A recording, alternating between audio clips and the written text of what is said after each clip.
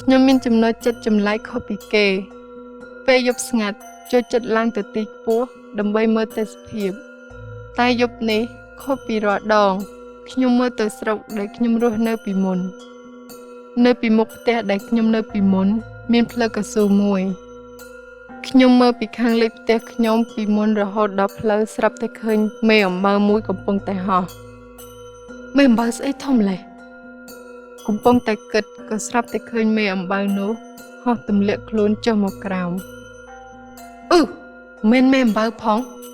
មនុស្សតើអីគេនោះ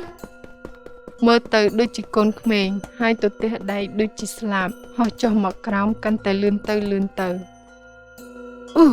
តិចវាដឹងថាខ្ញុំមើលឃើញវាតែដឹងភ្នែកវាសម្លឹងមកខ្ញុំហើយអើយ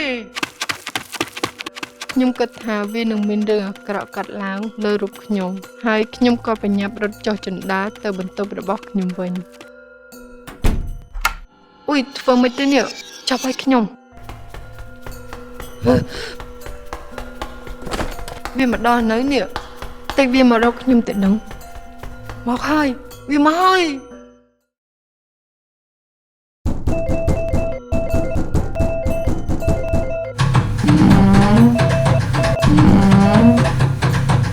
ឈប់លឿនទៅ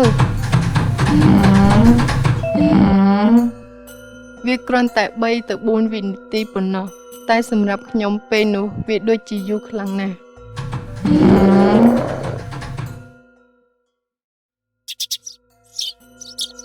សំឡេងកោះទ្វារនិងសំឡេងខ្មោចនោះវាបានបាត់ទៅហើយតែខ្ញុំនៅតែខ្លាចខ្ញុំអង្គុយកាន់ឆ្នាំងអ៊ុតជាប់រហូតទាល់តែព្រឹកខ្ញុំមិនដឹងថាក្មេងនោះជាអ្វីឲ្យប្រកាសនោះទេតែចាប់ពីពេលនោះមកខ្ញុំក៏ឈប់ទៅឆ្លោះមើលទេសភាពនៅពេលយប់ជ្រៅទៀតដែរ